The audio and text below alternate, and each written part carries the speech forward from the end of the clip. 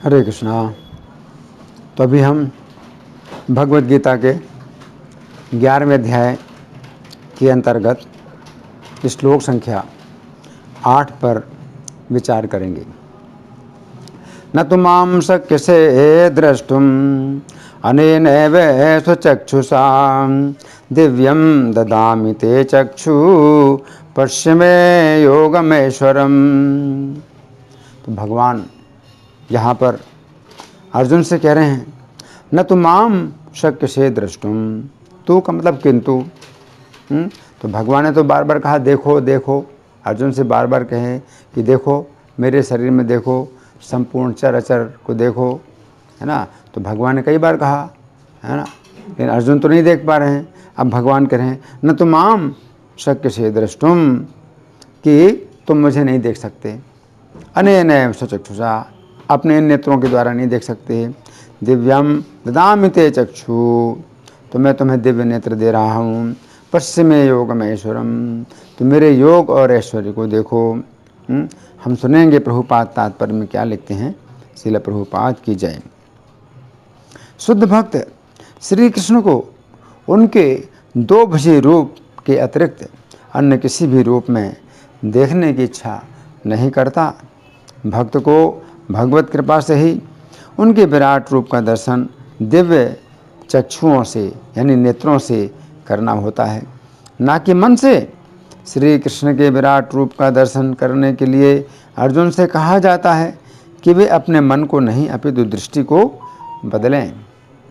श्री कृष्ण का यह विराट रूप कोई महत्वपूर्ण नहीं है, ये बात के श्लोकों से पता चल जाएगा। फिर भी चूँकि अर्जुन इस रूप का दर्शन करना चाहते थे, अतः भगवान ने उन्हें इस विराट रूप को देखने के लिए विशिष्ट दृष्टि प्रदान की। जो भक्त श्री कृष्ण के साथ दिव्य संबंध से बंधे हैं, वे उनके ऐश्वर्यों के ईश्वर विहीन प्रदर्शनों से नहीं अपितु उनके प्रेममय स्वरूपों से आकृष्ट होते हैं।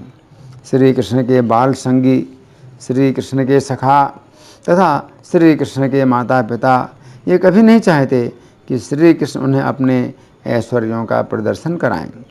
वे तो शुद्ध प्रेम में इतने निमग्न रहते हैं कि उन्हें पता ही नहीं चलता कि श्री कृष्ण भगवान हैं।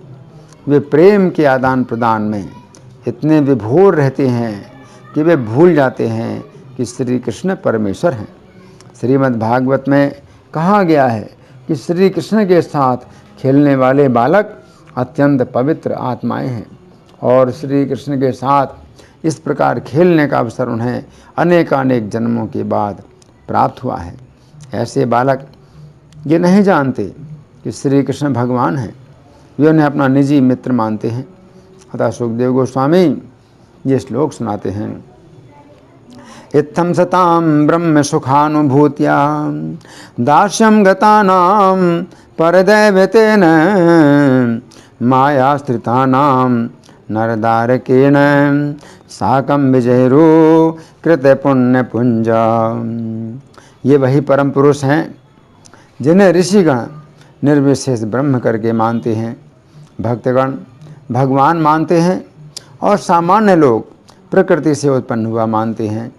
ये बालक जिन्होंने अपने पूर्व जन्मों में अनेक पुण्य किए हैं, अब उन्हीं भगवान के साथ खेल रहे हैं। श्रीमद् भागवत 10, 12, 11। तथ्य तो ये है कि भक्त विश्व रूप को देखने का इच्छुक नहीं रहता, किंतु अर्जुन श्री कृष्ण के कथनों की पुष्टि करने के लिए विश्व रूप का दर्शन करना चाहते थे, जिससे भविष्य में लोग ये समझ सकें कि श्री कृष्ण न केवल सैद्धांतिक या दार्शनिक रूप से अर्जुन के समक्ष प्रकट हुए, अपितु साक्षात रूप में प्रकट हुए थे। अर्जुन को इसकी पुष्टि करनी थी, क्योंकि अर्जुन से ही परंपरा पद्धति प्रारंभ होती है।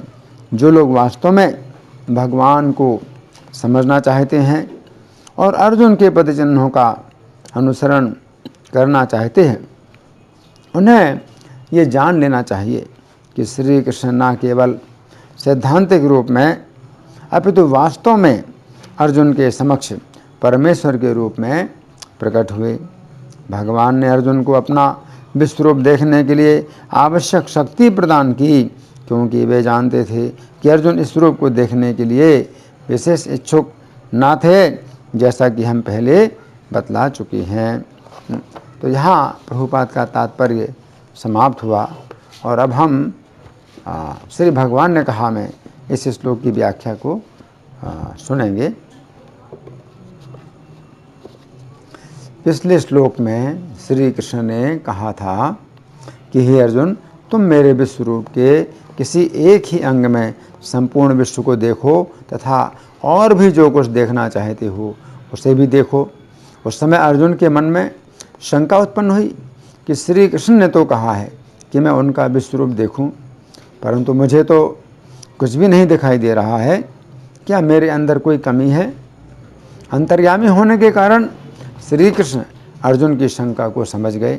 अतः उन्होंने इस श्लोक में अर्जुन से कहा है कि अर्जुन अपने भौतिक नेत्रों से श्री कृष्ण के विश्वरूप को नहीं देख सकते हैं। इसलिए श्री कृष्ण अर्जुन को दिव्य नेत्र दे रहे हैं ताकि अर्जुन श्री कृष्ण के विश्वरूप को देख सकें। इस श्लोक में श्री कृष्ण की दो अत्यंत महत्वपूर्ण शिक्षाएं हैं जिनकी हम क्रम पूर्वक चर्चा करेंगे। तो पहली शिक्षा, इस श्लोक के प्रथम पंक्ति के शब्द हैं, न तो माम शक्य से द्रष्टुम अनेन एव स्वचक्षुषा, अर्थात तुम अपने इन नेत्रों के द्वारा मेरे विश्वरूप को नहीं देख सकते हो। तो यहाँ पर श्री कृष्ण कह रहे हैं कि हे अर्जुन, तुम मेरे विश्वरूप को अपने नेत्रों के द्वारा नहीं देख सकते हो। यहाँ पर समझने की बात यह है, यदि अर्जुन श्री कृष्ण का विश्वरूप देखना चाहते हैं तो यह आवश्यक है कि श्री कृष्ण अपने विश्वरूप को प्रकट करें। फिर दूसरी बात यह भी है कि यदि श्री कृष्ण अपने विश्वरूप को प्रकट भी करें तो अर्जुन अपने इन नेत्रों के द्वारा श्री कृष्ण के विश्वरूप को नहीं देख सकते हैं जब तक अर्जुन के पास दिव्य नेत्र ना हो। यहाँ पर श्री कृष्ण अर्जुन को ये शिक्षा नहीं दे रहे हैं कि अर्जुन को अपने मन में ऐसी कल्पना करना चाहिए कि वे श्री कृष्ण के विश्वरूप को देख रहे हैं। नहीं, अर्जुन ने भी ऐसा विचार नहीं किया कि वे ऐसा मान लें कि श्री कृष्ण के विश्वरूप को उन्होंने अपनी कल्पना में देख लिया है। तो यहाँ पर श्री कृष्ण कह रहे हैं कि अर्जुन को श्री कृष्ण अपना विश्वरूप दिखाने के लिए तैयार हैं, परंतु अर्जुन अपने नेत्रों से श्री कृष्ण के विश्वरूप को नहीं देख सकेंगे। ये बात समझने की है कि श्री कृष्ण यहाँ पर अपने को विश्वरूप में सजाने नहीं जा रहे हैं, जैसा कि किसी नाटक में किसी व्यक्ति को विश्वरूप में सजाया जाता है। जिस समय नाटक में किसी व्यक्ति को विश्वरूप में सजाया जाता है उस समय उस सजे हुए विश्वरूप को सभी लोग देख सकते हैं। नाटक में यदि किसी व्यक्ति को विश्वरूप में सजाया जाता है उस समय सजावट इस प्रकार की जाती है कि सभी लोग देख सकें, परंतु श्री कृष्ण अपने को विश्वरूप में नहीं सजा रहे हैं, वे अपना असली विश्वरूप दिखाने जा रहे हैं। जैसे कोई भी व्यक्ति अपने चर्म नेत्रों से नहीं देख सकता है। तो यहाँ पर श्री कृष्ण कह रहे हैं कि अर्जुन अपने चर्म नेत्रों से श्री कृष्ण के विश्वरूप को नहीं देख सकेंगे। भागवत के 10वें स्कंध के अंतर्गत अध्याय संख्या 66 में वर्णन आता है कि करुष देश के राजा पौंड्रक मूर्ख लोगों की चापलूसी में आ गया, जिन्होंने उसे कहा, आप भगवान वासुदेव हैं, आपने ही पृथ्वी पर अवतार लिया है। इस प्रकार वो अपने को भगवान मान बैठा तथा उसने मूर्खतावश नकली शंख चक्र कमल तथा गदा धारण कर लिए। नकली, उसने अपने 2 नकली हाथ लगा लिए। ये समझने की बात है कि जिस समय उसने अपने नकली 2 हाथ लगाए उस समय वे 2 हाथ उसके लिए भार ही बन गए। उन नकली हाथों से वो कोई भी कार्य नहीं कर सकता था। फिर उन नकली हाथों में उसने जो आयुध धारण किए थे वे आयुध भी उसके लिए भार बन गए थे। वो नकली हाथों तथा नकली आयुधों से कोई भी कार्य नहीं कर सकता था। जिस समय उसने श्री कृष्ण को संदेश भेजा कि वह असली वासुदेव है तथा वह श्री कृष्ण से युद्ध करना चाहता है, उस समय श्री कृष्ण उससे युद्ध करने के लिए जिस समय गए तथा जिस समय श्री कृष्ण ने उसके बनावटी रूप को देखा उस समय वे खूब हंसे। अंत में वह नकली वासुदेव श्री कृष्ण के हाथों मारा गया। परंतु यहाँ पर समझने की बात यह है कि श्री कृष्ण ना तो अर्जुन को इस बात के लिए प्रोत्साहन दे रहे हैं कि अर्जुन इस बात की अपने मन में कल्पना करें कि वे श्री कृष्ण का विश्वरूप देख रहे हैं, तथा न ही श्री कृष्ण अपने आप को विश्वरूप में सजा रहे हैं। श्री कृष्ण असीम शक्तियों से संपन्न हैं, परमेश्वर हैं, इसीलिए अपना विश्वरूप दिखा रहे हैं। इस विश्वरूप को देखकर पूर्ण रूप से समझ में आता है कि संपूर्ण जगत वास्तव में श्री कृष्ण के अंदर है। गीता 8:22 में श्री कृष्ण ने कहा है कि परम पुरुष वही है जिसके अंदर संपूर्ण प्राणी स्थित हैं तथा जो सभी स्थानों में व्याप्त है। तो यहाँ पर श्री कृष्ण दिखाएंगे कि परम पुरुष वे ही हैं जिसके अंदर सभी प्राणी स्थित हैं तथा जो सभी स्थानों में व्याप्त है। अब दूसरी शिक्षा, श्लोक की दूसरी पंक्ति के शब्द हैं, दिव्यम ददामि ते चक्षुः पश्चिमे योगम ऐश्वरम। अर्थात मैं तुम्हें दिव्य नेत्र प्रदान करता हूँ जिसके द्वारा तुम मेरे योग ऐश्वर्य को देखो। तो ये समझने की बात है कि यदि श्री कृष्ण अपना विश्वरूप प्रकट भी कर दें फिर भी अर्जुन उस विश्वरूप को नहीं देख सकते हैं जब तक श्री कृष्ण अर्जुन को दिव्य नेत्र नहीं देते। यदि अर्जुन को श्री कृष्ण अपना विश्वरूप दिखाएं तो भी अर्जुन को पता भी नहीं चलेगा कि श्री कृष्ण ने अपना विश्वरूप प्रकट किया भी है अथवा नहीं किया है। श्री कृष्ण यदि परमेश्वर हैं तो इतना ही पर्याप्त नहीं है कि वे अपना विश्वरूप प्रकट करते हैं, बल्कि उन्हें अर्जुन को दिव्य नेत्र भी देने चाहिए। तो यहाँ पर श्री कृष्ण अर्जुन से कह रहे हैं कि हे अर्जुन, मैं तुम्हें दिव्य नेत्र दे रहा हूँ ताकि तुम मेरे विश्वरूप को देख सकोगे। इस संबंध में लेखक के साथ एक अत्यंत रोचक घटना घटी थी।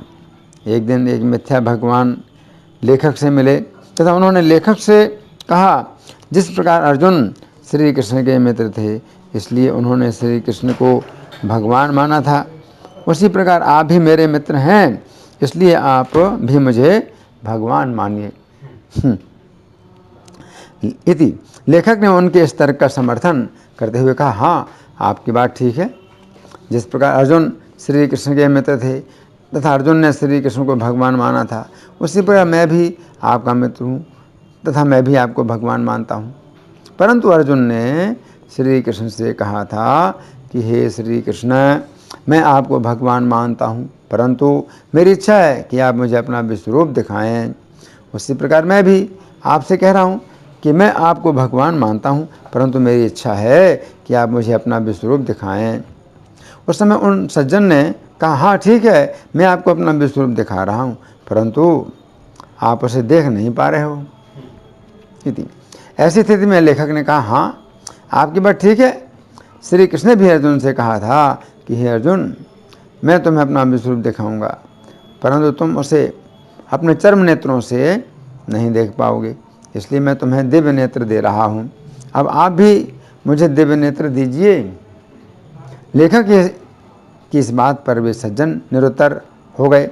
इस घटना से पता चलता है कि लोगों में कितनी अधिक चतुराई होती है कि वे अपने आप को भगवान घोषित करना चाहते हैं, परंतु यदि हमने गीता के 11वें अध्याय का अच्छी प्रकार अध्ययन किया है तो हम ऐसे लोगों के द्वारा मूर्ख नहीं बन पाएंगे। यदि हमारे पास दिव्य नेत्र प्राप्त हो जाएं तो हमें पता भी नहीं चलेगा कि श्री कृष्ण ने अपना विश्वरूप किस समय प्रकट किया है तथा किस समय प्रकट नहीं किया है। संजय को तो पहले से ही व्यास जी के द्वारा दिव्य नेत्र प्राप्त हो चुका था, अतः संजय को पता चला कि श्री कृष्ण ने अपना विश्वरूप जिस समय प्रकट किया उसके पहले उन्होंने प्रकट नहीं किया था। ये कोई कल्पना नहीं है कि श्री कृष्ण ने अपना विश्वरूप प्रकट किया। जिनके पास दिव्य नेत्र हैं वे भी श्री कृष्ण के विश्वरूप को नहीं देख सकते हैं। यदि श्री कृष्ण अपना विश्वरूप प्रकट ना करें, जिस समय श्री कृष्ण ने अपना विश्वरूप समेट लिया, उस समय अर्जुन को पता चला कि अब श्री कृष्ण ने अपना विश्वरूप समेट लिया है। जिस समय अर्जुन श्री कृष्ण के विश्वरूप को देखकर भयभीत हो रहे थे, उस समय यह संभव नहीं था कि वे अपनी कल्पना से सोचते कि अब मेरे सामने श्री कृष्ण का विश्वरूप नहीं है। नहीं, ऐसा अर्जुन अपनी कल्पना से नहीं सोच सकते थे।